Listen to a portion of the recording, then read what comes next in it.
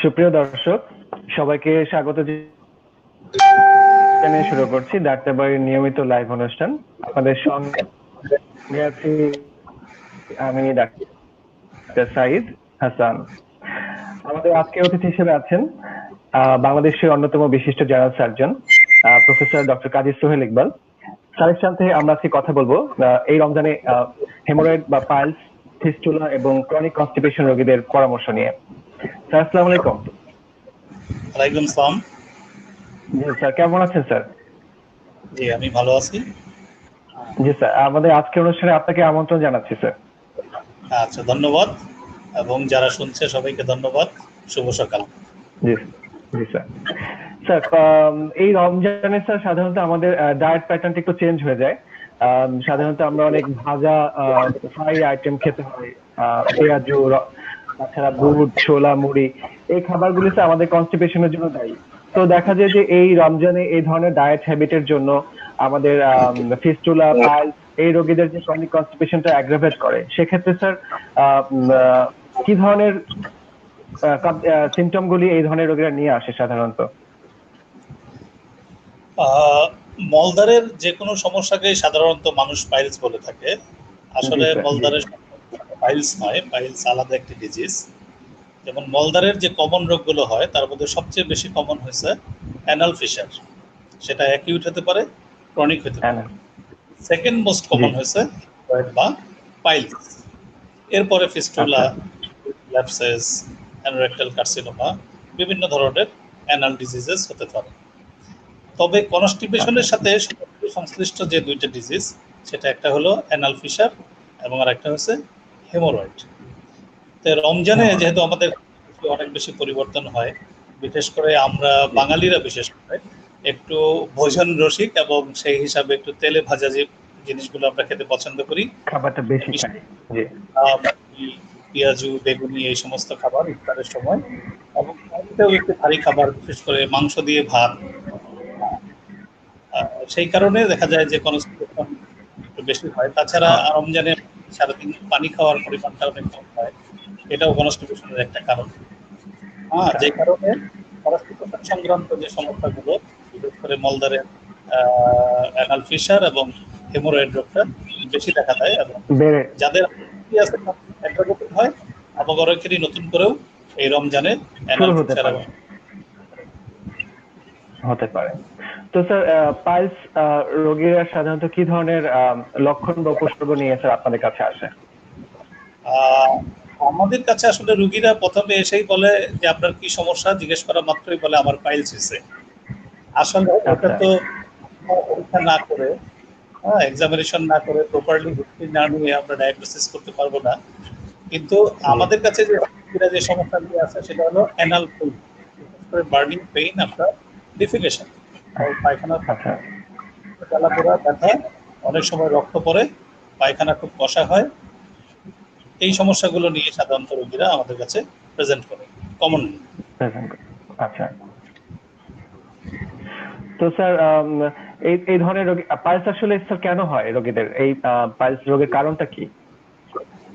পাইলসের আসলে এক্সাক্ট কারণ যেটা, সেটা মানে নট নোন, মানে আননোন। কিন্তু মানে কিছু ফ্যাক্টর আছে যেগুলো পাইলস হওয়ার জন্য দায়ী। তার মধ্যে যেমন প্রধান ফ্যাক্টর যেটা হচ্ছে ক্রনিক কনস্টিপেশন এবং ক্রনিক ডায়রিয়া, এটা হলো প্রধান ফ্যাক্টর। এছাড়াও বয়স বাড়ার মানুষের পাইলসের প্রাদুর্ভাব বেশি দেখা যায়, বিশেষ করে 40 বছরের পর থেকে। তারপরে প্রেগনেন্সি একটা পাইলসের কারণ।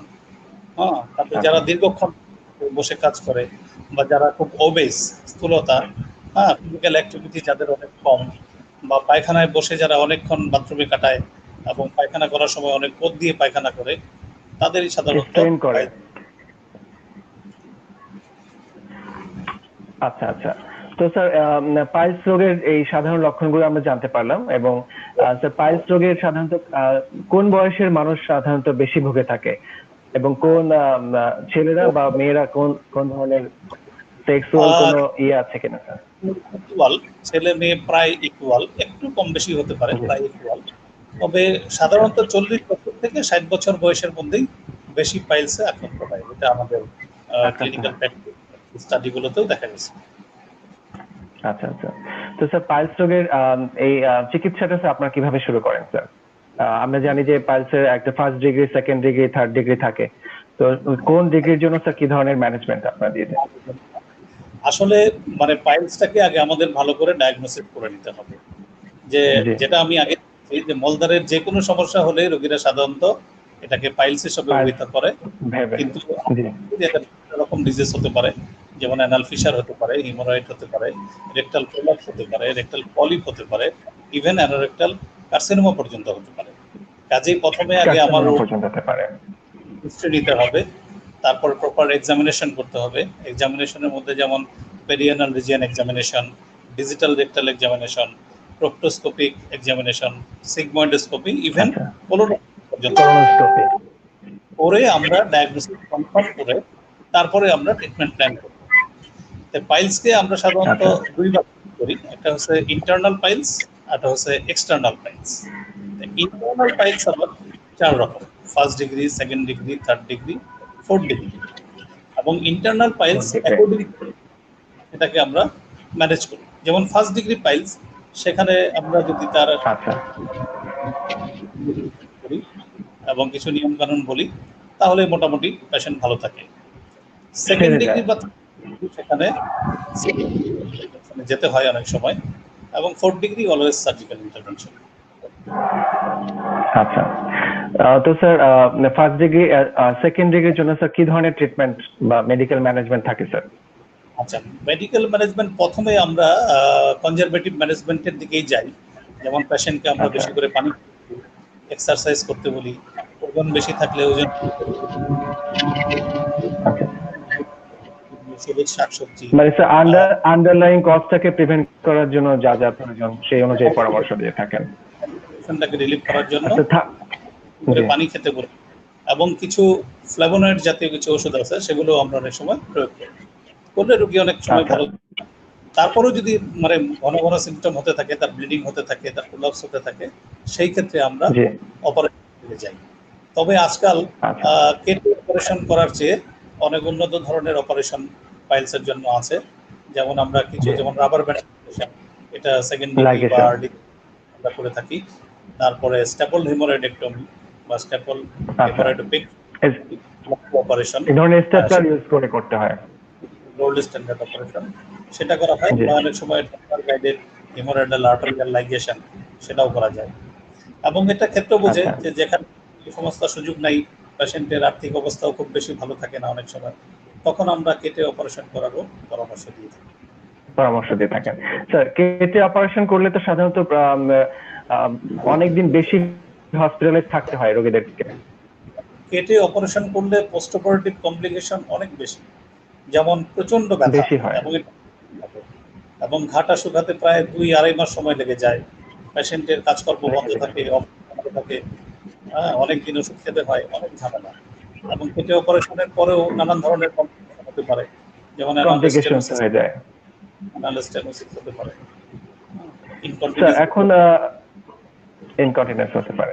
স্যার লং অপারেশন সম্পর্কে স্যার কিছু জানতে চাচ্ছি। লঙ্গ অপারেশন একটা মিনিমালি ইনভেসিভ সার্জিক্যাল প্রসিডিউর। জি। যেমন অনেকে মনে করে যে এটা কোনো অপারেশন না, কেটে না, এটা একটা অপারেশন। আচ্ছা। জি। মিনিমালি ইনভেসিভ, যেমন মলদ্বারের বাইরে কোনো কাটা হয় না। এটা একটা স্পেশাল টাইপের লঙ্গ মেশিন আছে, যেমন সার্কুলার একটা স্ট্যাপলার, যেটা আমরা মলদ্বারের ভিতরে ঢুকিয়ে মলদ্বারের হেমোরয়েড থেকে প্রায় 2 সেন্টিমিটার উপরে আমরা একটা mucosal strip, rectal mucosal স্ট্রিপটাকে circularly কেটে নিয়ে আসি। আচ্ছা। কেটে নিয়ে আসার পর আচ্ছা। যে প্রলাপসটা হয়, হেমোরয়েডাল যে প্রলাপসটা হয়, সেই প্রলাপসটা রিপজিশনিং হয়ে যায়, মানে নর্মাল যে তার জায়গাটা সেখানে চলে যায়, এবং আস্তে আস্তে সেটা রিগ্রেস করে। রিগ্রেট করে। স্ট্যাপোডেক্টমি বা লঙ্গ অপারেশন করা হয়। তো স্যার আমাদের অনেকের মনে ধারণা থাকে, যে এক ধরনের প্রশ্ন থাকে যে একবার অপারেশন করার পরেও কি আবার আমাদের হেমোরেড বা আমাদের আবার পাইলস হতে পারে কিনা, রিকারেন্সের সম্ভাবনা রয়েছে কিনা? সম্ভাবনা খুবই কম। যদি সাকসেসফুলি অপারেশন করা যায়, সঠিকভাবে অপারেশন করা যায়, সেটার সম্ভাবনা খুবই কম, 1-2%। 1 to 2%। আর ইভেন যদি পেশেন্টও যদি স্যার সেই লাইফস্টাইলে মডিফিকেশন না করে, সে যদি আবার ক্রনিক কনস্টিপেশনের ডায়েটারি হ্যাবিট চেঞ্জ না করে, পরে অবশ্যই যে তার রিস্ক ফ্যাক্টর যেগুলো ছিল, যেসব কারণে হেমোরয়েড যদি কারণগুলোকে আমরা বলে দিই এবং পেশেন্টকে ওইভাবে আমরা মোটিভেট করে দিই, সাজেশন দিয়ে দিই যে সে কিভাবে চলবে, তার ডায়েটারি হ্যাবিটটা কেমন হবে, ফিজিক্যাল অ্যাক্টিভিটি কেমন হবে সেটা বলে দিই। যদি সে এগুলো পালন করে তাহলে দেখা যাবে যে আবার হয়তো হিমোরয়েড অপারেশন করে গেছে, পরবর্তীতে অ্যানাল ফিশার নিয়ে আসতেছে, অ্যানাল ফিশার নিয়ে ডেভেলপ করেছে। আচ্ছা আচ্ছা। তো স্যার এই রোগীগুলি সাধারণত স্যার কখন ডাক্তার বা চিকিৎসকের পরামর্শ নিবে? দেখা যায় একটা লজ্জার ব্যাপারও থাকে যে মলদ্বারের কোনো প্রবলেম হয়েছে, সাধারণত বয়স্ক মহিলারা বা পুরুষরাও অনেক ক্ষেত্রে ডক্টরের কাছে যেতে ভয় পায় বা লজ্জা পায়, সেক্ষেত্রে কখন যাবে স্যার পরামর্শ নেওয়ার জন্য? আমাদের তো সাজেশন থাকবে যে তার সমস্যা শুরু হওয়া মাত্রই তারা একজন অন্তত এমবিবিএস ডাক্তারের কাছে আসবে। এমবিবিএস ডাক্তার তাকে ভালো করে তার হিস্ট্রি নিবে, তারপরে সে যদি নিজে যতটুকু চিকিৎসা করতে পারে করবে, তার পক্ষে যতটুকু সম্ভব হবে না তখন সে একজন বিশেষজ্ঞ সার্জনের কাছে পেশেন্টটাকে রেফার করবে। বাংলাদেশের বাস্তবতা এই ধরনের রোগীরা, বিশেষ করে গ্রামাঞ্চলের যে সমস্ত রোগীরা থাকে বা একটু কম আয়ের যে রোগীরা, তারা কখনোই প্রথমেই ডাক্তারের কাছে আসে না, কোনো লেভেলের ডাক্তারের কাছেই আসে না। তারা রাস্তাঘাটে বিভিন্ন রকম প্ররোচিত হয়ে মানে কবিরাজ অথবা বিভিন্ন ধরনের অশ্বগেজের চিকিৎসক আছে তাদের কাছে চলে যায় এবং তারা বিভিন্ন ধরনের অপচিকিৎসার মাধ্যমে এই চিকিৎসাগুলো করে থাকে এবং নানা নিয়ে এই রোগীগুলো পরবর্তীতে আমাদের কাছে আসে। কিন্তু আমরা বলবো যখনই মলদ্বারে যে কোনো ধরনের সমস্যা, সেটা রক্তপাত হোক, সেটা ব্যথা হোক, সেটা মিউকাস ডিসচার্জ হোক, সেটা চুলকানি বা প্লোরাইটিস হোক, যে কোনো সমস্যা হলেই সঙ্গে সঙ্গে অ্যাটলিস্ট একজন এমবিবিএস ডাক্তারের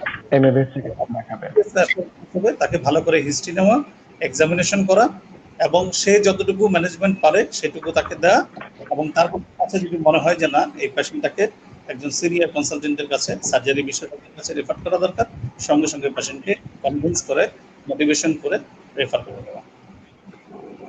আচ্ছা, তো স্যার সেক্ষেত্রে যারা অপচিকিৎসা বা এক ধরনের সাইনবোর্ড দেখা যায় যে বাজারে বা যত্রতত্র স্থানে যে বিনা অপারেশনে পাইলস বা অর্শরোগের চিকিৎসা, এই রোগীগুলি স্যার যখন আপনাদের কাছে আসে তখন স্যার দেখা যায় আরো বেশি কমপ্লিকেশন নিয়ে আসতেছে এবং তাদের জন্য আরো ক্ষতিকর হয়ে যাচ্ছে। তো স্যার এই সচেতনতার জন্য স্যার আপনি পরামর্শ কি হবে যে কিভাবে এরা এই ধরনের অপচিকিৎসা থেকে তারা মুক্তি পেতে পারে? আমাদের যে পরামর্শ, অথবা যারা রোগীর আত্মীয় স্বজন যারা জানবে যে তার আত্মীয় বা কোনো রোগী এরকম মলদ্বারের কোনো সমস্যায় আক্রান্ত হয়েছে, কোনোভাবেই যেন তারা কোনো এই পল্লী চিকিৎসক বা হাতুড়ে চিকিৎসক শরণাপন্ন না হয়। কারণ এরা যেটা করে, এরা মলদ্বারে বিভিন্ন ধরনের অ্যাসিড প্রয়োগ করে এবং এই অ্যাসিডের কারণে মলদ্বারটা বার্নিং হয়ে আলসার হয় এবং আলসারটা যখন হিলিং হয় তখন অ্যানাল স্টেনোসিস ডেভেলপ করে এবং এই কারো যদি একবার অ্যানাল স্টেনোসিস হয় তার সারাটা জীবন প্রচন্ড কষ্টের মধ্যে দিয়ে কাটাইতে হয়। হ্যাঁ, এবং এটা পরবর্তীতে সার্জারি করেও খুব বেশি সফল হওয়া যায় না, পরবর্তী সার্জারি করেও খুব বেশি সফল হওয়া যায় না। অনেক সময় দেখা যায় যে অ্যানোপ্লাস্টি করলে হয়তো কিছুটা ভালো থাকে, কিন্তু সব পেশেন্টের সেটা করার সামর্থ্য থাকে না, সেটাও রিকারেন্স হতে পারে। অনেক পেশেন্টেরই এখানে কোলোস্টমি করে তারপরে বাকি জীবন কাটাতে হয়। কাজেই আমরা রোগীদেরকে এবং স্বজন আছে তাদেরকে বলবো, যদি পাইলসের কোনো লক্ষণ তারা শুনতে পারে বা জানতে পারে তাদের আত্মীয় স্বজনের কাছ থেকে, সঙ্গে সঙ্গে তারা একজন চিকিৎসকের কাছে, কোয়ালিফাইড একজন চিকিৎসকের কাছে প্রেরণ করবে এবং দরকার হলে কোয়ালিফাইড চিকিৎসক একজন বিশেষজ্ঞ চিকিৎসকের কাছে রেফার করবে এবং অ্যাকর্ডিং টু দ্যাট প্রপার ম্যানেজমেন্টটা হবে। আচ্ছা আচ্ছা আচ্ছা। যারা অপচিকিৎসার শিকার হচ্ছে, যারা সাধারণত মলদ্বারে কেমিক্যাল বার্ন করছে, এক ধরনের অ্যাসিড দিয়ে তারা এই ধরনের চিকিৎসা দিচ্ছিল হাতুড়ে চিকিৎসকরা, সেই রোগী যদি আপনাদের কাছে আসে তাহলে তা অনেক সময় অনেক ক্ষেত্রে তাদের কলোস্টমিও প্রয়োজন হয়। তো কলোস্টমিটা আসলে কি? পায়খানার রাস্তাটা যে অল্টারনেটিভ একটা ওয়ে, স্যার এই যে এত কমপ্লিকেশনস নিয়ে আসে, তো কলোস্টমি সাধারণত স্যার কোন পর্যায়ে গিয়ে করতে হয়? স্টেনোসিস নিয়ে যখন আমাদের কাছে আসে আমরা প্রথমে একটু ডাইলেটেশন করি, আন্ডার অ্যানেস্থেসিয়া এবং অ্যানাল ডাইলেটর আছে, সেগুলো দিয়ে আমরা রোগীদের শিখিয়ে দিই নিয়মিত ডাইলেট করার জন্য। সেটাও যদি সাফিসিয়েন্ট না হয় সেই ক্ষেত্রে অ্যানাল ক্যানেলেরই একটা সার্জারি আছে, অ্যানোপ্লাস্টি। এটা একটা প্লাস্টিক Anaplasty। রিকনস্ট্রাকটিভ সার্জারি এবং এটা করা হয়। তো এটাও যদি সফল না হয়, আবার রিস্টেনোসিস ডেভেলপ করে, সেই ক্ষেত্রে আমাদের কোলোস্টমি করা ছাড়া আর অন্য কোনো পথ থাকে না। আচ্ছা আচ্ছা, মানে স্যার তাহলে অপচিকিৎসার শিকার হলে আরো ঝামেলা আরো বাড়বে রোগীদের এবং সাফারিংস ওরা বাড়বে। কোনো রকম বিব্রতকর একটা লাগে। বিব্রতকর, সবসময় একটা ব্যাগ নিয়ে হাঁটতে হবে তাকে। স্যার একজন আমাদের কাছে জানতে চেয়েছেন, রাজু আহমেদ রাসেল নামে একজন জানতে চেয়েছেন স্যার, লং অপারেশনের খরচ কেমন হবে? লঙ্গ অপারেশনের খরচ আসলে এটা ডিপেন্ড করে সেন্টার টু সেন্টার। হ্যাঁ, জি যেমন লঙ্গ যে ইনস্ট্রুমেন্টটা দিয়ে করতে হয় সেটারও বিভিন্ন রকম জি। দামের আছে, 10,000 থেকে শুরু করে 25,000 30,000 টাকা দামের ইনস্ট্রুমেন্ট আছে। তারপরে আচ্ছা আচ্ছা। সার্জনের একটা, এবং যে হসপিটালে করবে সেই হসপিটালের একটা চার্জ আছে। তো ক্ষেত্রভেদে এটা 30 থেকে 60,000 টাকার মধ্যে, এটা সেন্টার টু সেন্টার ভ্যারি করে। হয়ে তো যাবে। ইনস্ট্রুমেন্ট দিয়ে 30 থেকে 60,000 টাকা এই অপারেশনটা সাধারণত করা যায়। ব্যাংক করে। তো স্যার আমরা যদি প্রথমেই যদি আমরা একজন চিকিৎসকের পরামর্শ নিই, তাহলে কিন্তু আমরা এই ধরনের অপারেশন থেকেও আমাদের নিজেদেরকে রক্ষা করতে পারবো, যদি অপচিকিৎসাটা আমরা না নিই। না হয়। এবং অনেক একটা কমপ্লিকেটেড কেস ম্যানেজ করতে যত সময় লাগে, যত শ্রম লাগে এবং যত সময় অর্থ লাগে। ব্যয় হয়, হ্যাঁ, একটা যদি আর্লি স্টেজে একটা জি। পেশেন্ট আসে, তাকে অনেক সুন্দরভাবে অনেক কম খরচে চিকিৎসা অনেক করা যায়। চিকিৎসা করা যায়। তো স্যার আসলে এখন বাংলাদেশের যে প্রেক্ষাপট, এক্ষেত্রে আসলে মহিলা রোগীরা অনেক সময় ডক্টরদের কাছে যেতে চায় না, বা আমাদের দেশে মহিলা সার্জনও অনেক সংকট রয়েছে। তো সেক্ষেত্রে স্যার এই রোগীদের জন্য ঘরোয়া পরিবেশে আপনার পরামর্শ কি হবে স্যার? মহিলা রোগীরা সাধারণত প্রথম কথা যে তারা ডাক্তারের কাছেই যেতে চায় না, পরিবারের জি। কারো কাছে খুলে বলেও না, এবং ডাক্তারের কাছে গেলেও যদি কোনো পুরুষ ডাক্তারের কাছে যায় তাহলে ডাক্তারকে দেখতে দিতে চায় না। দেখা, এক্সামিন ইভেন করতে দিতে চায় না। যায়, কিন্তু সব মহিলা ডাক্তার তো আর পাইলস বিশেষজ্ঞ না। যেমন একজন গাইনিকোলজিস্ট হয়তো গেল, গাইনিকোলজিস্ট হয়তো জি। কিছুটা বুঝতে পারে, কিন্তু সে তো আর পুরোপুরি ট্রিটমেন্টটা করতে পারে না। হ্যাঁ, না। তখন দেখা যায় গাইনিকোলজিস্ট একজন সার্জনের কাছে রেফার করলো। সেই সার্জন যদি পুরুষ সার্জন হয়, অনেক মহিলাই, সব মহিলা না, অনেক মহিলা, অনেক অপারেশন করতে চায়। মহিলা যারা আছেন তারা পুরুষ ডাক্তারের জি। কাছে প্রথমে দেখা, পুরুষ ডাক্তার দিয়ে অপারেশন করাবে না। হ্যাঁ, তারপর মহিলা সার্জন সংখ্যা যেহেতু খুবই কম, তাদের কাছেও মানে খুঁজে সব জায়গায় সব জেলায় হয়তো পাওয়াও যায় না, একটু সমস্যায় পড়তে হয়। তা আমি, আমার সাজেশন থাকবে যে মহিলাদের যারা এই রোগটা হলে কাউকে খুলে বলে না, তার নিকট আত্মীয় যেমন হাজবেন্ডকে বলতে পারে, সন্তানদের বলতে পারে, বাবা মাকে বলতে পারে, ভাই বোনদের বলতে পারে, অথবা কোনো ঘনিষ্ঠ বন্ধু বান্ধবীকে বলতে পারে, বলে একজন জি। বিশেষজ্ঞ ডাক্তার শরণাপন্ন হওয়া, এবং এত বেশি লজ্জিত না হয়ে, হ্যাঁ, এটাকে দেখানো, নিজের এবং যদি চিকিৎসাটা করা। ভালো হয় কনজারভেটিভ ট্রিটমেন্ট হবে, আর যদি অপারেশন লাগে তাহলে সে পুরুষ ডাক্তার হোক মহিলা ডাক্তার হোক, কাউকে দিয়ে যেন ভালো করে অপারেশন করে নেয়, কিন্তু কোনোভাবেই যেন এরকম অপচিকিৎসার শিকার না হয়। অপচিকিৎসা না এটা নেয়। স্যার অনেক ধন্যবাদ, আমরা পাইলস সম্পর্কে অনেক কিছু জানতে পারলাম। তো স্যার এখন আমরা জানতে চাচ্ছি যে স্যার ফিস্টুলা রোগটা আসলে কি? ফিস্টুলা, জি স্যার। জি ডক্টর সাইদ হোসেন, ফিস্টুলা। জি স্যার শুনতে পাচ্ছি, জি স্যার ফিস্টুলা। আচ্ছা, ফিস্টুলা হচ্ছে একটা অ্যাবনরমাল ট্র্যাক্ট, যেটা মলদ্বারের ভিতরের আচ্ছা সাথে বাইরের চামড়ার সাথে একটা কমিউনিকেশন, এটা হলো ফিস্টুলা। আচ্ছা এটা বিভিন্ন স্যার রকম। ফিস্টুলা,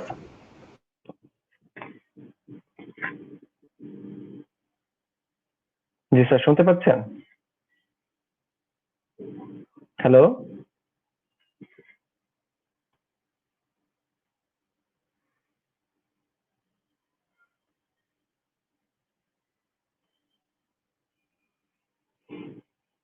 আসলে স্যার কাছে শুনছিলাম যে ফিস্টুলা, ফিস্টুলাও কিন্তু আসলে প্রচন্ড বাজে ধরনের একটা অসুখ, এবং এটা একটা অ্যাবনর্মাল কমিউনিকেশন থাকে।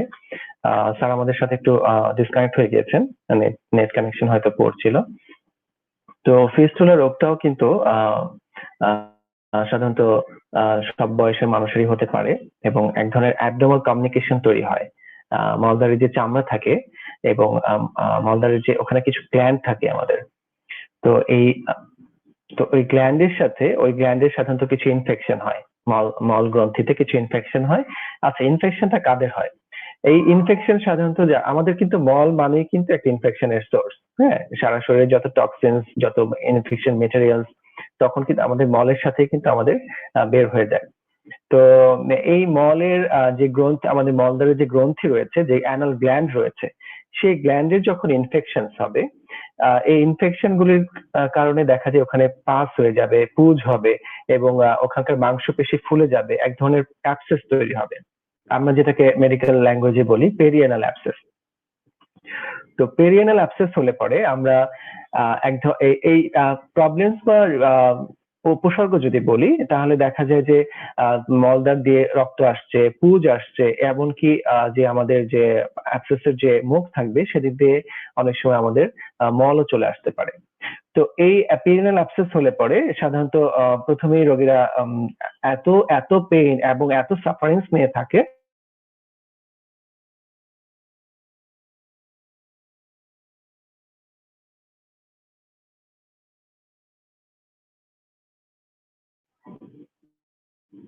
এবং হসপিটালেও তারা অনেক সময় যেতে চায় না, কারণ একটা লজ্জার বিষয় থাকে।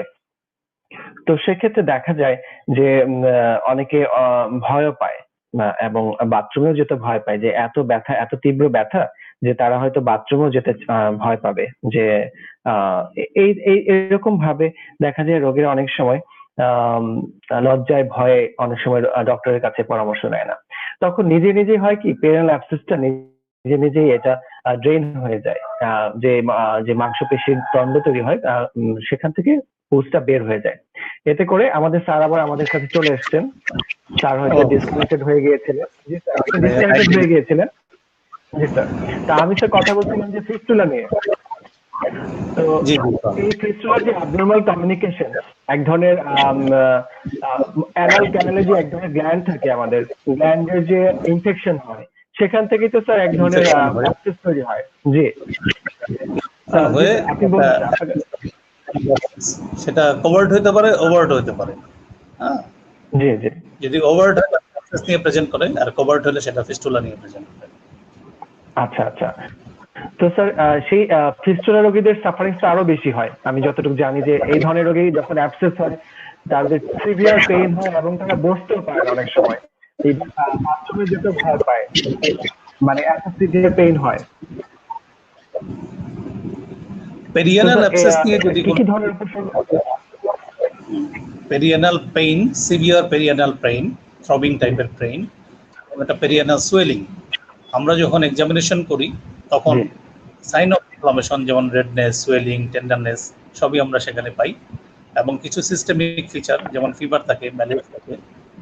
তারপরে আমরা কিছু ব্লাড টেস্ট করি, করে আমরা পেরিয়ানাল অ্যাবসেস ডায়াগনোসিস হলে অবশ্যই সেটাকে সার্জিক্যাল ট্রিটমেন্ট করতে হবে, ইনসেশন অ্যান্ড ড্রেনেজ করতে হবে, রেগুলার হিপ বাদ দিতে হবে এবং ড্রেসিং করতে হবে।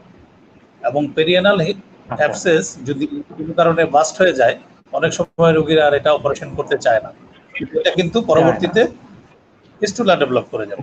পেরিয়ানাল হয়, তারপরেও আমাদেরকে ভালো করে সেটাকে ড্রেইন করতে হবে, গ্রানুলেশন টিস্যু যেগুলো আছে, নেক্রোটিক টিস্যু যেগুলো আছে সেগুলোকে এক্সিশন করতে হবে, তাহলেই না প্রপার ট্রিটমেন্টটা হবে। নাহলে দেখা যাবে যে এটা থেকে আবার। আচ্ছা আচ্ছা। তো আচ্ছা, এই রোগীগুলি সাধারণত কি কি ধরনের পরীক্ষা নিরীক্ষার প্রয়োজন রয়েছে ফিস্টুলা রোগীদের ক্ষেত্রে? ফিস্টুলা রোগীদের ক্ষেত্রে ইনভেস্টিগেশন করতে হয়, ব্লাড কাউন্ট করতে হয়, ব্লাড সুগারটা দেখতে হয়, বিশেষ করে ডায়াবেটিক পেশেন্টদের তোলা হওয়ার সম্ভাবনা বেশি থাকে। এরপরে আমরা এটা করি যে আমরা ক্লিনিক্যাল ডায়াগনোসিসটাই বেশি করি, যে আমরা ফিস্টুলার এক্সটার্নাল ওপেনিংটা কোথায়, ইন্টারনাল ওপেনিংটা কোথায়, সেটা আমরা দেখি। এটা ডিজিটাল রেকটাল এক্সামিনেশনের মাধ্যমে বা অ্যানোস্কোপ, প্রোক্টোস্কোপের মাধ্যমে।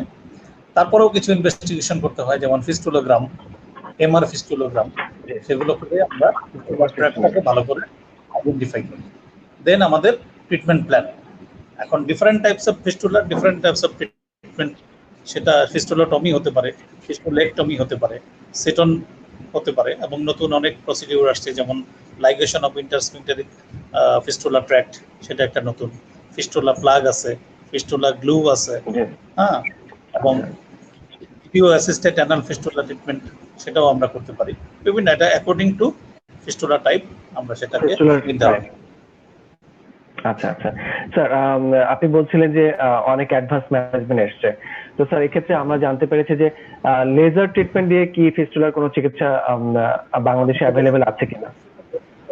হ্যাঁ, এটা লেজার নতুন, এটা একটা ট্রিটমেন্ট প্রসিডিউর, এবং এই লেজার দিয়ে ফিস্টুলার ট্র্যাক্ট ক্লোজার, লেজার ফিস্টুলার ট্র্যাক্ট ক্লোজার, এটা এখন উন্নত বিশ্বে তো হচ্ছেই, আমাদের দেশেও হচ্ছে, আমরাও করি। তাই আশা করি এটা অল্প কিছু আচ্ছা, দিনের মধ্যেই এটার ভালো রেজাল্ট আমরা দেখতে পাবো এবং অ্যাভেলেবেল। এটা জনপ্রিয় সাধারণ মানুষের কাছে। আচ্ছা আচ্ছা আচ্ছা। তো স্যার বিনা অপারেশনে আমরা যেটা আবার আমরা যেহেতু আমাদের এই ভিডিওর উদ্দেশ্য হচ্ছে সাধারণ মানুষকে সচেতন করা, তো আমরা প্রায়ই দেখি যে স্যার বিনা অপারেশনে ফিস্টুলা রোগের চিকিৎসা, স্যার অপারেশন বিহীন ফিস্টুলা চিকিৎসা করা সম্ভব কিনা? এটা আসলে যারা প্রচারণা করে ওরাই বলতে পারবে, কিন্তু আমরা যারা এই বিষয়ের বিশেষজ্ঞ, আমাদের কাছে এরকম প্রচারণার কোনো নেই। ভালো। আচ্ছা। এটা এবং আসলে অপারেশন ফিস্টুলার চিকিৎসা মাত্রই অপারেশন করতে হবে আমরা যেটা জানি। একেবারে লো অ্যানাল কিছু ফিস্টুলা আছে, সেগুলো মেডিকেল দেখা যায় যে অ্যানাল ফিশার অথবা খুবই লো অ্যানাল ফিস্টুলা, সেগুলোকে হয়তো আমরা একটু লোকাল অ্যানেস্থেসিয়া দিয়ে ছোট করে অপারেশন করতে পারি, কিন্তু অপারেশন বিহীন সেটা আমরা করতে পারবো না। আচ্ছা আচ্ছা স্যার, ফিস্টুলার অপারেশনের পরেও আবার সেটা রিকারেন্স হওয়ার সম্ভাবনা রয়েছে কিনা? হ্যাঁ, অনেক বেশি। ফিস্টুলা রিকারেন্সের চান্সই অনেক বেশি, বিশেষ করে কমপ্লেক্স ফিস্টুলা যেগুলো, অথবা ফিস্টুলার সাথে যদি অ্যাসোসিয়েটেড কোনো ডিজিজ যেমন টিউবারকুলোসিস, ম্যালিগন্যান্সি, ক্রনস ডিজিজ এগুলো থাকে, তাহলে ফিস্টুলা রিকারেন্সের চান্স অনেক বেশি। কমপ্লেক্স ফিস্টুলা রিকারেন্সের চান্স বেশি, সিম্পল ফিস্টুলা সেগুলো খুব একটা না। আচ্ছা আচ্ছা স্যার, তাহলে অনেক সময় তো আমাদের কোলোনোস্কোপিরও প্রয়োজন হয় ফিস্টুলার ডায়াগনোসিসের ক্ষেত্রে। অবশ্যই, not only fistula diagnosis, anorectal যে কোনো ডিজিজের ক্ষেত্রেই আমরা সাজেস্ট করি কোলোনোস্কোপি করার, কারণ কোলোনোস্কোপি অ্যানাল ফিস্টুলা অথবা হেমোরয়েড সেটা আমরা নিচের অংশটুকু দেখতে পাচ্ছি, কিন্তু তার উপরে যে কোনো হিডেন প্যাথোলজি নাই সেটা কিন্তু আমরা শুধুমাত্র ডিআরআই বা প্রোক্টোস্কোপি করে জানতে পারি। কাজেই আমাদেরকে অবশ্যই কোলোনোস্কোপি করতে হবে। আচ্ছা আচ্ছা। তো আমাদের কাছে একজন জানতে চেয়েছেন পাইলসের ব্যথা আর ফুলে যাওয়া কমানোর জন্য কোনো মেডিসিন রয়েছে কিনা, সে বললে উপকৃত হব। যেটা আমরা ইন্টারনাল হেমোরয়েড, সেটা সিম্পল হেমোরয়েডটা কখনোই পেইনফুল, যদি এটা থ্রম্বোসিস হয় অথবা আলসার হয়, গ্যাংগ্রিন হয়, সেই ক্ষেত্রে এটা সিভিয়ারলি পেইনফুল। প্রথমে আমরা কনজারভেটিভ ম্যানেজমেন্ট দিই, হিপবাদ দিই, কিছু অ্যান্টিবায়োটিক দিতে পারি, এনএসএল গ্রুপের ব্যথার ওষুধ দিতে পারি, দিয়ে আমরা কনজারভেটিভলি প্রথমে ম্যানেজমেন্ট করার চেষ্টা করি। তারপরে যদি কনজারভেটিভ ট্রিটমেন্ট ফেলিয়ার হয়, সার্জিক্যাল ট্রিটমেন্ট। আচ্ছা, হেমোরয়েডের আশা করি ফারজান আপনি আপনার উত্তরটা পেয়েছেন। তো স্যার আমি কথা বলছিলাম যে ফিস্টুলা রোগীদের অপারেশনের পরে আমাদের যে অ্যানাল স্ফিংক্টারের যে ক্ষমতা সেটা কমে যাওয়ার সম্ভাবনা কেমন থাকে, মানে কমে যেতে পারে কিনা বা ইনকন্টিনেন্স ডেভেলপ করতে পারে কিনা? সেটা অবশ্যই, যদি এটা প্রসিডিউরটা সঠিক না হয়, অপারেশনের প্রসিডিউর যদি সঠিক না হয়, স্ফিংটারকে যদি 2/3 কেউ কেটে ফেলে অথবা more than half sphincter, external internal sphincter কেউ ইনজুরি করে, সেই ক্ষেত্রে অবশ্যই এনাল ইনকন্টিনেন্স ডেভেলপ করবে। যখন আমাদের এরকম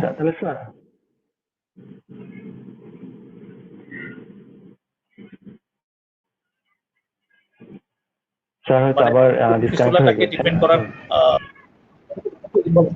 যদি লোয়ার 1/3 পর্যন্ত হয়, লোয়ার 1/3 পর্যন্ত মাসেলকে যদি আমরা ইনজুরি করি, তাহলে ইনকন্টিনেন্স হবে না, কিন্তু যদি তার থেকে বেশি মাসেল ইনভলভমেন্ট হয়,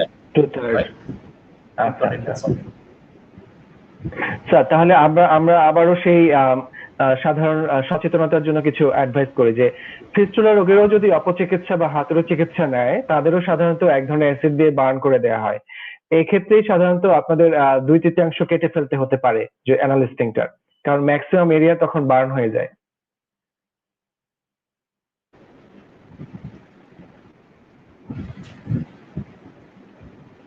ফিস্টুলা সেম একই চিকিৎসাই দেয়, যারা কবিরাজি চিকিৎসা, সেই একই অ্যাসিড দিয়ে ফিস্টুলার ট্র্যাকটাকে বার্ন করে দেয়, এবং সেটা কি ধরনের কমপ্লিকেশন, পেরিয়ানাল অ্যাবসেস ডেভেলপ করে, ফিস্টুলা কমপ্লিকেটেড ফিস্টুলাতে পরিণত হয়, অ্যানাল স্টেনোসিস হয়, নানান ধরনের জটিলতা নিয়ে আসে। আচ্ছা, তো স্যার সেখানে কমপ্লিকেশন যদি ম্যাল ট্রিটেড হয় বা প্রপার ট্রিটমেন্ট না পায়, তাহলে কি স্যার সেখান থেকে কোনো অ্যানোরেক্টাল ক্যান্সার হওয়ার সম্ভাবনা রয়েছে কিনা? ফিস্টুলা থেকে ইউজুয়ালি অ্যানোরেক্টাল ক্যান্সার হয় না, কিন্তু অ্যানোরেক্টাল ক্যান্সারের কারণে ফিস্টুলা হতে পারে। হতে পারে, আচ্ছা। তাহলে স্যার যদি লং স্ট্যান্ডিং অনেক ফিস্টুলা থাকে, লং স্ট্যান্ডিং থাকে, সেই ক্ষেত্রে একটা অ্যানাল কার্সিনোমার পসিবিলিটি আছে। পসিবিলিটি রয়েছে। তো স্যার সাধারণ রোগীদের জন্য যদি পরামর্শ থাকবে যে তারা যদি ইনিশিয়ালি যদি কোনো বিশেষজ্ঞ চিকিৎসক না দেখাতে পারে বা একজন এমবিবিএস চিকিৎসক না দেখাতে পারে, তাহলে কিন্তু তাদের সাফারিংসটাই বাড়বে। তো স্যার এখন আমরা কথা বলছিলাম যে স্যার ফিস্টুলা সাধারণত সিম্পল বা কমপ্লেক্স এরকম হতে পারে।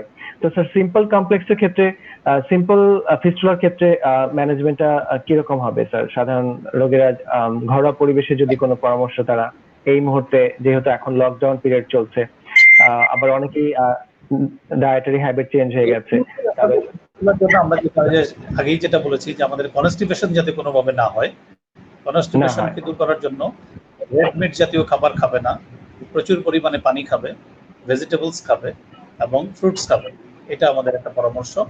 এবং অ্যানাল হাইজিনটাকে মেনটেন করা, একটা হিপ বাথ নেওয়া, এটাকে নর্মাল পানি দিয়ে, নট সোপ ওয়াটার, নর্মাল পানি দিয়ে একটু বারবার ওয়াশ করা। হ্যাঁ, আপাতত এইটুকুই। তারপরে যদি কোনো ইনফেকশনের কোনো ফিচার থাকে সেই ক্ষেত্রে একটু অ্যান্টিবায়োটিক খাওয়া, এটাই আপাতত। ব্যথা থাকলে একটু ব্যথার ওষুধ খাওয়া, এটাই আপাতত এই লকডাউন কনজারভেটিভ ম্যানেজমেন্ট। জি স্যার। স্যার একটু জানতে চাচ্ছিলাম যে স্যার অ্যানাল ফিশার, যেটা খুবই কমন আমাদের রোগীদের মধ্যে, এটা খুবই কমনলি প্রেজেন্ট করে অ্যানাল ফিশার। তো স্যার অ্যানাল ফিশারের কারণটা কি স্যার? অ্যানাল ফিশারের মধ্যে প্রধানত কারণই হচ্ছে কনস্টিপেশন। যখন কেউ হার্ড স্টুল অ্যানাস দিয়ে পাস করতে যায়, তখনই অ্যানাল ক্যানেলের যে মিউকোসা সেটা টিয়ারিং হয়ে যায়, ছিঁড়ে যায়। সাধারণত মিডলাইন পোস্টেরিয়র বেশি হয়, পোস্টেরিয়রলি হতে পারে 10%, কিন্তু মিডলাইন পোস্টেরিয়রলি কমনলি হয় এবং এটা ছিঁড়ে যায়। ছিঁড়ে যাওয়ার পরে এটাকে আমরা বলি উইদিন 2 উইকস পর্যন্ত, যেটা অ্যাকিউট অ্যানাল ফিশার। এবং অ্যাকিউট অ্যানাল ফিশারকে যদি আমরা প্রপারলি ট্রিটমেন্ট করি, তাহলে ম্যাক্সিমাম ক্ষেত্রেই এটা হিলিং হয়ে যায়। কিন্তু কোনো কারণে যদি ট্রিটমেন্টটা অ্যাডিকুয়েট না হয় বা তার কনস্টিপেশনটা পারসিস্ট করে, তাহলে এটা অ্যানাল ফিশারটা ক্রনিক হয়ে যায়, ক্রনিক অ্যানাল ফিশার হয়ে যায়। এবং অ্যাকিউট অ্যানাল ফিশার কনজারভেটিভ ম্যানেজমেন্টে যেটা আমরা আগে বললাম যে কনস্টিপেশন যাতে না হয় সেই মেজারগুলো নিব। আমরা কিছু মেডিকেশন, যেমন লোকাল কিছু ওয়েন্টমেন্ট আছে যেগুলো অ্যানাল স্ফিংক্টারিক মাসলকে রিল্যাক্স করে, যেমন গ্লিসারিল ট্রাইনাইট্রেট, সেটা আমরা ইউজ করতে পারি। এবং ল্যাক্সেটিভ ধরনের ড্রাগ যেমন ল্যাকটুলোজ, লুবিপ্রোস্টন, এই জাতীয় ড্রাগ আমরা ইউজ করতে পারি। আর একটা জিনিস হলো যে হিপ বাথ মানে কুসুম গরম পানিতে একটু লবণ বা স্যাভলন দিয়ে 15 থেকে 20 মিনিট হিপ বাথ নেবে, এরকম দিনে 3 থেকে 4 বার। এটা নিলে মোটামুটি অ্যাকিউট অ্যানাল। আর যদি অ্যাকিউট অ্যানাল ফিশার হিলিং না হয়ে যায়, রিকারেন্ট হতে থাকে অথবা ক্রনিক টার্ন নিয়ে নেয়, তখন যেটা আমরা করি সার্জিক্যাল ট্রিটমেন্ট, সেটা হলো যে ল্যাটারাল ইন্টারনাল স্ফিংক্টারোটমি। হ্যাঁ, এবং যদি সাথে তাহলে ফিক্সেশন অফ সেন্টিনেল পাইলস, তাহলে রোগীরা আশা করি ভালো থাকবে। স্যার বলছিলাম যে স্যার ফিশারে আপনি সবসময় যেটা বলতেন স্যার, যে ফিশারের যে পারেক্টাল ব্লিডিংটা হবে, পায়খানার সাথে যে রক্ত যাবে, সেটার প্যাটার্নটা দেখেও কিন্তু অনেক সময় রোগীরা বুঝতে পারবে। যে অনেক সময় আমরা বলি যেটা প্রচন্ড রকম পেইন থাকে যে স্ফিংক্টারিক মাসল স্পাজম হয় সেই কারণে। কিন্তু ক্রনিক অ্যানাল ফিশারে এতটা পেইন থাকে না, পেইন থাকে, একটু বার্নিং থাকে, অনেক সময় পেইনলেসও থাকে, কিন্তু ব্লিডিং হয়। এই ব্লাডটা পায়খানার সাথে লাগানো থাকে, মানে আমরা বলি ব্লাড স্ট্রিক অন স্টুল। ব্লাডটা পায়খানার সাথে লাগানো থাকে, অথবা ফোটা ফোটা করতে পারে, অথবা যে কেউ যদি টিস্যু পেপার ইউজ করে তাহলে টিস্যু পেপারের মধ্যে অনেক সময় ব্লাড স্টেইনিং পাওয়া যায়। এটা হলো অ্যানাল ফিশারের ব্লিডিং। হেমোরয়েডের ব্লিডিংটা হচ্ছে যে একটু প্রফিউজ ব্লিডিং, হ্যাঁ, পেইনলেস প্রফিউজ ব্লিডিং। অনেক সময় রোগীরা বলে যে ফোটা ফোটা পড়ে, কেউ কেউ এমন কমপ্লেন করে যে মুরগি জবাই করলে যেরকম ফিনকি দিয়ে রক্ত পড়ে, সেরকম। আচ্ছা। তাহলে স্যার পাইল হেমোরয়েড বা পাইলসের ব্লিডিংটা হবে যে একদম মুরগি জবাই করলে যেরকম হয় সেরকম। আর সেটা কমন হতে পারে, ফোটা ফোটা হতে পারে, কিন্তু সেটা আবার প্রফিউজ হতে পারে, কিন্তু সেটা অলওয়েজ ব্রাইট রেড হতে পারে। লাল থাকবে এবং সেটাতে ব্লিডিংটাই বেশি থাকে। স্টুলটা সাধারণত মানে পায়খানা হয়ে যাওয়ার পরে, হ্যাঁ, পায়খানাটা আচ্ছা পাস করে যাওয়ার পরে ব্লিডিংটা শুরু হয়। আর অ্যানাল ফিশারের যেটা, সেটা তো অবশ্যই পেইনফুল, এবং এই ব্লিডিংটা, জি। ব্লাডটা স্টুলের সাথে ইউজুয়ালি লাগানো থাকে। মিশে থাকবে, হ্যাঁ? মিশে থাকবে, ইউজুয়ালি মিশে থাকবে। জি জি অনেক সময় দেখা যায় যে 2-1 ফোঁটা প্যানের মধ্যে পড়তেও পারে, আবার অনেক সময় টিস্যু পেপারেও সেটা এমন হতে পারে। আচ্ছা আচ্ছা। তো স্যার যারা এখন এই লকডাউন পিরিয়ডে যারা এখন আমরা চিকিৎসা নিতে পারছি না এই ধরনের রোগীরা, তো এই ধরনের রোগীদের জন্য সাধারণত আমরা যদি কোনো হোম রেমেডিজ দিতে চাই, ডায়েটারি যেমন ইসবগুলির ভুসি বা বেলের শরবত, এই খাবারগুলি যদি তারা বাসায় এখন ইফতারিতে বা সেহরিতে যদি খেতে পারে তাহলে অনেকটাই কিন্তু মানে আয়ুর্বেদিক ট্রিটমেন্ট দিয়েও কিন্তু তারা অনেকটাই ভালো থাকতে পারবে। আসলে আয়ুর্বেদিক বলতে পারবো না, এইটাই আসলে তোমার কনজারভেটিভ ট্রিটমেন্টের ফার্স্ট ফার্স্ট থিং এটাই হবে, আমরা কি ধরনের খাবারটা আমরা খাবো। যেমন ইফতারের পরে আমরা যে ভাজা পোড়াগুলো খাই, সেগুলো বাদ দিয়ে আমরা যদি প্রচুর পরিমাণে সালাদ খাই, পেঁপে খাই, তারপরে আমরা বাঙ্গি খাই, নানান ধরনের মৌসুমী ফল, এখন তরমুজ আছে, তরমুজ খাই, তাহলে কিন্তু আমাদের এই কনস্টিপেশনটা ডেভেলপ করে না। বা আমরা ইফতারের পরে আমরা ইসবগুলের ভুসি দিয়ে শরবত খেয়ে নিলাম, অথবা আমরা সেহরির সময়ও ইসবগুলের ভুসি দিয়ে শরবত খেয়ে নিলাম, তাহলে দেখা যাবে যে পায়খানাটা অনেক নরম থাকে এবং পেশেন্ট অ্যানাল ফিশার এবং হেমোরয়েডের থেকে অনেকাংশেই সে মুক্ত থাকবে। মুক্ত থাকবে। আর স্যার আমরা যতটুকু জানি যে স্যার এইসবগুলোর ভুসিটা একটা ভালো একটা ল্যাক্সেটিভ হিসেবে কাজ করে, একটা ন্যাচারাল ল্যাক্সেটিভ, যেটা আমরা খেয়ে এই ধরনের উপসর্গগুলি থেকে নিজেদেরকে রক্ষা করতে পারি।